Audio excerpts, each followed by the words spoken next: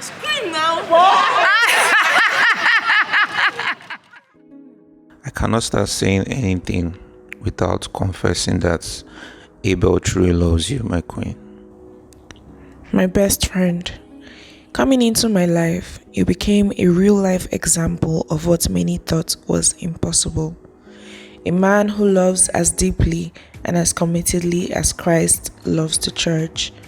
Our relationship is a perfect example of the marriage between Christ and the church. So today, in the presence of God and before all these witnesses, I promise to grow in love, honor, and respect towards you. My vows to you this day is to continue loving you unconditionally, putting you first before myself in all that I do, all the days of my life, my queen.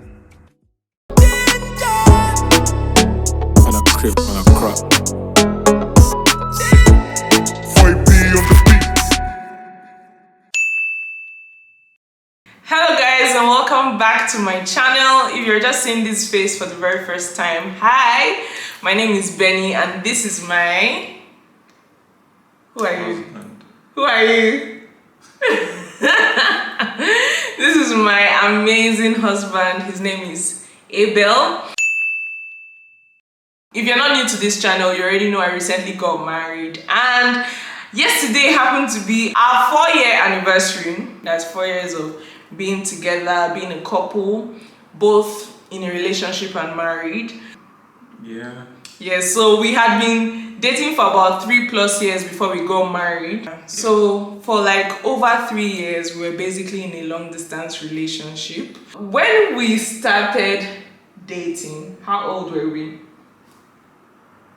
I was 27. Yeah. Then you were like 22. Yeah, I was 22, he was 27. And we learned so much from that whole process. We literally transitioned from like a long distance relationship into marriage. So there was never any time where we had like been in the same city or in the same space for more than like a week or 2 weeks. Like it had just always been long distance. There was even a time we didn't see each other for 9 months. Yeah. For over 9 months. So it's been a very interesting journey and we want to share our wealth of wisdom with you guys for anyone that is in a long distance relationship or wondering if it's even something that they would be able to handle. Already you know this video is going to be amazing, so give this video a thumbs up, subscribe, tell them subscribe. And click that notification bell. That being said, let's just jump right into the video. I want to just ask you, what do you feel like that experience was like for you in general? I'll say I actually enjoyed the process. Yeah. It was challenging, quite well, but you know, the good thing about it is that we knew what we wanted. We're two believers that were dedicated and we're doing our thing actually. You already know. If you and your partner, you're in your 20s, or maybe one person is in their 30s and you're in your 20s, the very first and most important factor is make sure the both of you are committed. We were both committed to each other. We knew what we were doing. We had already like made up our minds that okay, this is my person. And so because of that, it was like there's no going back.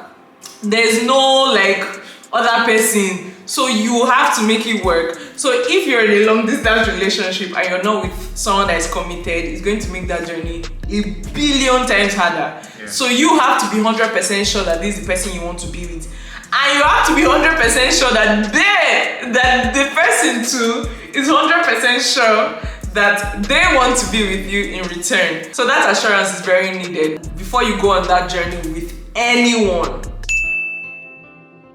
So what would you say is the second most important thing in a long distance relationship? Communication, I would say, is another very, very important thing to consider, to really practice. You have to practice it. You have to communicate, because already distance is already a barrier.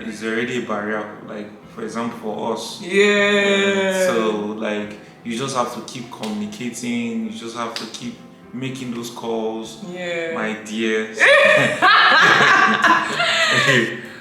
If I tell you story, man, it's you have to keep sending those text messages. Yeah. I'm telling you, your spouse knows that you love her. Yeah. But you have to let her know that you really, really do love her. Yeah, like you have to reassure the person. Reassurance. So like communication because the person most of the times is not seeing you. Yeah.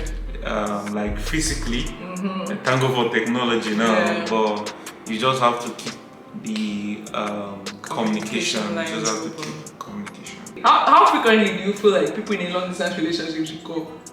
They should call every day. Every day. Yeah. And video calls. Very, very important. So do you know that as much as I call and communicate with you on a daily basis, there is a particular time that I'll call. Yeah. I will do a video call, or like I'll just switch to a video call. Like I'll tell you, can we do a video call? And you'll be like, is it really necessary now? Yeah. And I know that there's something off. What I mean that there's something off is that you're going through something, you're trying to get a project done. Yeah. So immediately I switched to the video call. Yeah. You know, there's just this different vibe. Yes! Very true. Yeah, there's just very this true. Vibe. You get connected more. You're seeing their facial expressions. Thank God for technology. Yeah. And there was something he started doing that I really loved. Yeah. So he started sending texts every morning. Yeah. So literally I would wake up to like these beautiful texts. He would wake up in the morning, he would write or construct these love messages and he would send them to me, and like I would just like see them when I wake up, and I'll just open WhatsApp and I'll just see the messages, and those messages just helped me like, oh, alright, he's fine, he's good, and it also like reminds me, oh, this person is thinking about me, so it's just so important. Yeah, this relationship is still alive. It's so important. No, if you can send like random messages to them in the course of the day or in the morning, like just let this person know that you're thinking about them. Like it's intentionality. Sometimes I send it twice a day. Yeah. I send it twice a day, so it's what works for me. It's a personal decision. She didn't even know when I made that decision. So I did this thing consistently for 4 years. To the point that even when the long distance relationship ended, like even after we had gotten married, we're not living together, you would still send those messages just out of habit. Like randomly, like I'll be sitting in front of him, I'll get a text on WhatsApp like, hey my queen, I love you, like, so it's literally it went a long way. But yeah, I remember one day you didn't send it, and then I was like, what's going on, are you okay? And that's why it's so important to do some things daily, because if something actually happens to the person, like just by the fact that you guys have not communicated, you might be able to suspect that okay, something is wrong. And if you have like their siblings' contact, you can reach out to one of them and be like, oh, what's up? I've been trying to reach this person. For some reason, this person is not, like it's unlike them not to call regularly or not to send messages. So that already is like a good way to also track like if emergencies happen. So please communicate. It's literally the biggest thing in our relationship. I think that was the commitment and the communication. Like that did it for us. Spicing up the long distance relationship. Wow. What would you say that we did to spice up our relationship? Wow. Games. Yeah. We actually we're very intentional. Yeah. I went to the UK to do my master's, and he was working back in Nigeria. And during that time, I was away for like 9 months. So it got to the point where we realized that, okay, Every day we call each other, how are you, how was your day, all right, it was good. Like the calls and everything just became so monotonous and almost boring. You're not seeing this person, so you guys don't go out to date. So like that was when we decided that okay, maybe we should just start doing something to spice up, things. And that was when game night was born. Yeah. So we had like I think a day in the week where we would like play games once a week. Yeah. And the thing is that I was so busy. She too, on her side, she was very busy. But we made time out for each other. Intentional. Yeah. And the intentionality was just there. We made time out for that. Like I was in school, I had a crazy schedule. I was shooting videos for ministry. He was at work, and his work schedule is crazy. It was crazy. It was like it didn't make any sense. Yeah. But yeah, like we would make time out. Business work. It was a lot. And we would still make our time for each other to make sure that game night happened. It was like our life depended on it. Sometimes we have to even like spend, because the time difference was. Yeah, no, it wasn't much, just 1 hour. Yeah, that's a lot.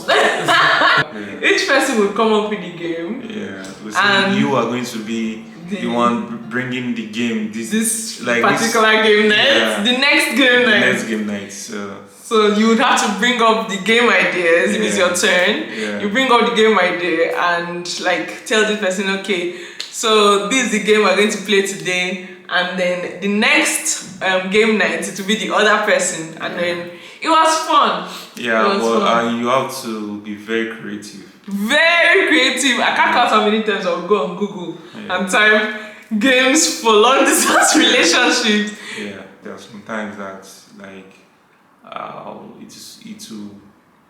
it will lead to like middle of the night, and I just have to stay awake. Yeah. To spend time and do those game night and discuss like. It was an amazing time. Wow. Yeah. Seriously, it was. You just have to be intentional. Yeah. Like, you just have to be intentional. Have a plan. If you are just doing a perpetual long distance relationship, oh God, it's not going to be funny. For your long distance relationship to not feel like a long distance relationship, you have to have goals that both of you have set together. Like, okay, we're going to get married by this time. So when you're working towards that, it doesn't just feel like people are just living in just perpetual long distance. It feels like you guys are working towards something, like there is somewhere you're going. See, I know you don't have the money yet, but set a date.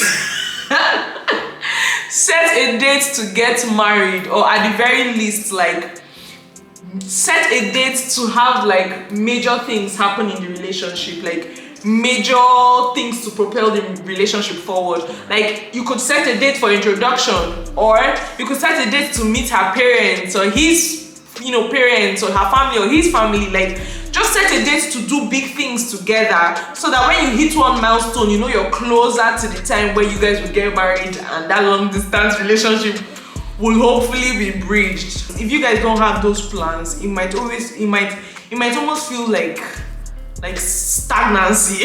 That it might feel like that. Like it might get boring at some point. Like we've told you what to do to spice it up, but those kind of things, like when you have goals, to hit together, the relationship goals to hit together, it helps like limit temptation. It also helps in spicing up the relationship, because you're excited about that date that you guys have set to do whatever it is that you've planned to do. Like, and there are also things that we did, like we watched movies together. Like I would tell him, oh, watch this movie, he would watch it, we'll talk about it. So like those things help. Yeah, and another point, your spiritual leader, your pastor, your reverend, your parents also should know about your relationship. It will make you more responsible. Yeah. Like, they will know who you're dating. Yeah. Your pastor will know who you're dating. Yeah. Your parents know who you're dating. Yeah. And you too, you'll be more conscious that I'm in a relationship with this person and I'm accountable. Yeah, true. Maybe your mind wants to go, will this relationship work or not? You already know that people are already involved. People are involved in this thing, So man. I can't mess this up. No, you're more focused. You're more focused. Try as much as possible to travel to see each other. I mean, definitely during your anniversaries, your birthdays, like send gifts. Let the distance not be felt. Like let them know that wow. See how, like when I was in the UK on Valentine's Day, he ordered a set of jewelry and sent it to me. So I received the gift, I think either a day before Valentine's Day or a day after. I actually calculated it. Like he calculated it, like okay, if I send it this day, they will ship it this day, it should arrive this day. Yeah. But yeah, so like send gifts, so important, but also like come through, travel and see your partner if you can. Like if you happen to be in the same country and you're just in different states, travel. Like I know sometimes it's expensive to travel. It doesn't have to be regularly. Just like maybe once in 3 months, once in 4 months. Just try, make the effort, travel, like see your spouse, spend time together, and like when you're in the same city, go out on dates. Like just those things help. For us, I think even when we get to see, because of like how communicative we have been. Like we have been so, our communication skill has been so good. Even when we see each other, like it's like, oh, but I spoke to you yesterday. Like, oh, how far now? Like, how are you doing? Oh, yeah. Like, it doesn't feel like it's been forever or anything crazy. Yeah. Pray together. It's so important. Like, any opportunity you guys have, pray together. There are times when I would go on a prayer challenge. Like, I would challenge myself to pray for long periods of time. He would stay on the call with me. Like, there was one time we prayed. We stayed on the call for 12 hours. For the whole day. Praying together. Like we just did things together, even though like there was distance. Before we sleep, we're on the call, we'll pray together. Just those things just bridge the gap. Like that's intimacy, to be honest. Like it doesn't get any more intimate than that. Like you guys are praying together, it just bridges the gap and just reminds the both of you that you're on the same path, to the same destination. Yeah. It does come to an end. The long distance relationship will eventually come to an end. Like for us it did, and it has rather. And to be honest, because we have built such a strong communication foundation, being together now, living together now, it's seamless. Like I don't think we have communication issues. Nah. We don't. Like we've built such a strong foundation that like right now it's just like we're on an autopilot in terms of like communication. We know how to communicate with each other. The intimacy had already been built, and there's just so much more to the relationship than even just seeing each other physically. So literally when you're now physically together, it's an icing on top of the cake. The relationship is like a billion times better. You guys, are just on a whole new level. This video can also apply to you in your 30s or your 40s, for 50s, 60s. This video literally can apply to you in any age group, and yeah, I hope it helps. If you did get value from this video, please like this video, share this video, subscribe. I'm begging you, I want to grow. Please subscribe and like the video. Please like it and click that bell button that notifies you when we post new videos. We try to post new videos every Friday. So yeah, see you on our next video. We love you. Bye. Bye.